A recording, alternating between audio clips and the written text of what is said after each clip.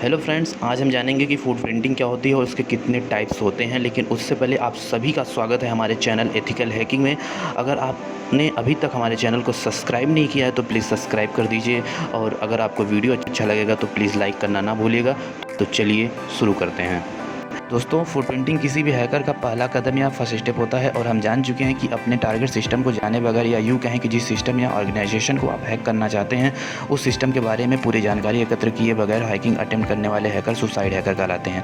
जानकारियों से मेरा तात्पर्य यह है कि टारगेट सिस्टम लाइव है या नहीं, उसका IP एड्रेस क्या है, जियोग्राफिकल लोकेशन क्या है, कितने सिक्योरिटी सिस्टम है जैसे ID या पासवर्ड, कितने डोमेन नेम है, ऑपरेटिंग सिस्टम क्या है, और यानी कि ऑर्गेनाइजेशन कितनी बड़ी है, फ़ोन नंबर, ईमेल, एम्प्लॉय के विषय में सारी जानकारी। इन जानकारियों को एकत्र करके ही हैकर किसी कार्य को अंजाम देते हैं। ये ठीक वैसा ही है जैसे चोर बैंक में चोरी करने के पहले करता है, जैसे जान लेना कि कैमरास कहाँ लगे हैं, एम्प्लॉयज़ कितने हैं, कैश किस काउंटर पे मिलेगा। दोस्तों, कम से कम एक समझदार चोर तो इन चीज़ों को अपनाता ही है। एक पेनिट्रेशन टेस्टर या साइबर सिक्योरिटी एक्सपर्ट को एक हैकर की तरह सोचना होता है। फिर उन्हें इस विषय में संपूर्ण जानकारी होनी चाहिए। तो आइए देखते हैं कि फूड प्रिंटिंग की क्या डिफिनीशन होती है। The fine art of gathering target information is called food printing. समझदारी से टारगेट के विषय में सारी जानकारी को इकट्ठा करना फूड प्रिंटिंग कहलाता है। फूड प्रिंटिंग को हम दो हिस्सों में डिवाइड करते हैं, पहला एक्टिव और दूसरा पैसिव। ये पहले पैसिव फूड प्रिंटिंग को समझते हैं। Passive food printing is a method in which the attacker never makes any contact with the target system is called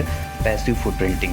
passive food printing में अटैकर अपने टारगेट से डायरेक्टली कांटेक्ट नहीं करता है। पैसिव फूड प्रिंटिंग में सारी जानकारियां टारगेट के नज़र में आए बिना, या जहां पहले टारगेट के बारे में इंफॉर्मेशन अवेलेबल है वहां से इकट्ठा की जाती हैं, जैसे Google search, who is queries, DNS lookup, social networking sites etcetera. Google searching या गूगल टर्म का उपयोग उस कार्य के लिए किया जाता है जब कोई हैकर एक्सप्लॉइटेबल टारगेट और सेंसिटिव डाटा, जिन्हें हम गुप्त जानकारियां कहते हैं, को खोजने की कोशिश करता है। सर्च इंजन या ब्राउज़र के द्वारा यद्यपि गूगल क्यूरीज़ को ब्लॉक करके रखते हैं या फिर बहुत कोशिश करता है, पर सच तो ये है दोस्तों कि किसी हैकर को गूगल डेटाबेस हैक करने से और हैक की गई वेबसाइट को या उनकी कमियों को या उनके लूपहोल्स को, उनकी वनबिलिटीज़ को लॉन्च करने से नहीं रोक पाता। गूगल हैकिंग का अपना एक प्रारूप, अपना एक क्राइटेरिया होता है। इसमें कुछ चयनित शब्दों का चयन होता है जिन्हें हम कीवर्ड्स कहते हैं, और इनका उपयोग हम कॉलम के साथ करते हैं, जैसे in URL, in title, site, file type, who is queries के द्वारा domain name, IP address, owner का फ़ोन नंबर, ऑनर की ID एक्सेट्रा। सारी जानकारियाँ हमें यहाँ से मिल जाती हैं।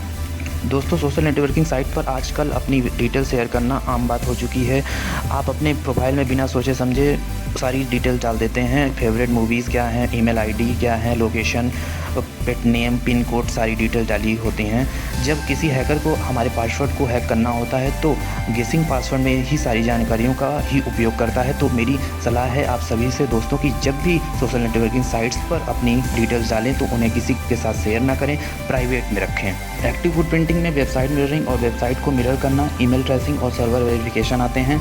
मिररिंग वेबसाइट अर्थात download all available contents for offline analysis. हम सारे कंटेंट को ऑफलाइन देख सकते हैं। मिररिंग वेबसाइट में वेबसाइट को एज इट इज़ कॉपी किया जाता है। मिररिंग टूल्स के द्वारा जैसे teleport pro, imager, HTTRAC, website copier और वेबसाइट को मिरर करने के बाद फिर ऑफलाइन उनमें कमियां या वल्नरेबिलिटीज़ ढूंढी जाती हैं। ऑफलाइन ये सब करने से रिस्क एकदम ना हो जाता है। ईमेल ट्रेसिंग सॉफ्टवेयर में हम examine email processing path, email कहाँ से भेजा गया है, किसने भेजा है, किस IP से आया, ये सारी चीज़ें पता चलती हैं। इनके लिए हम कुछ टूल्स का उपयोग करते हैं, जैसे email tracker pro, MSG tag, polite mail, Zendio। आपको कोई फेक मेल भेजता है, फेक मेल का एक्चुअल एड्रेस, IP एड्रेस पता करना, उसकी सारी डिटेल्स पता करना, उसकी एक्चुअल लोकेशन पता करना कि वो कहाँ से भेजा गया है, ये सारी चीज़ें हमें पता चल जाती हैं। सर्वर वेरिफिकेशन में हम पता करते हैं कि सर्वर रीचेबल है या नहीं, अर्थात अपने सिस्टम से रीचेबल है या नहीं। इसका मतलब ये हुआ कि सर्वर उस समय ऑन है या नहीं, मतलब जिस टारगेट को आप हैक करना चाहते हैं या हैकर जिस टारगेट को हैक करना चाहता है, पहले वो देखता है कि वो सिस्टम लाइव है या नहीं। इसके लिए पिन कमांड का यूज़ किया जाता है। Enumerate network path from attacker to target, अर्थात अपने सिस्टम से लेकर टारगेट सिस्टम तक कितने राउटर से होकर हम गुजर रहे हैं, पाथ पता करने के लिए सर्वर वेरिफिकेशन टेक्निक आ जाती है। इसमें tracert, visual trace route, Sam Spade, TCR trace route का यूज़ होता है। कनेक्टिविटी अगर हमें देखना है कि हमारी कनेक्टिविटी टारगेट से एकदम सही आ रही है या नहीं, तो इसमें हम इन कमांड का ही यूज़ करते हैं। इसमें हमें पता चलता है कि टारगेट से हमारी कनेक्टिविटी कैसी है, कहीं कोई प्रॉब्लम तो नहीं है, नेट प्रॉब्लम तो नहीं है। ये सारी डिटेल्स पता करने के लिए हम सर्वर वेरिफिकेशन टेक्निक्स का इस्तेमाल करते हैं। इसमें जो टूल्स होते हैं ये आपके सामने दिए गए हैं। दोस्तों, आज के लिए इतना ही। जानेंगे हम अगले वीडियो में कुछ नई चीज़ें। तब तक के लिए जय हिंद।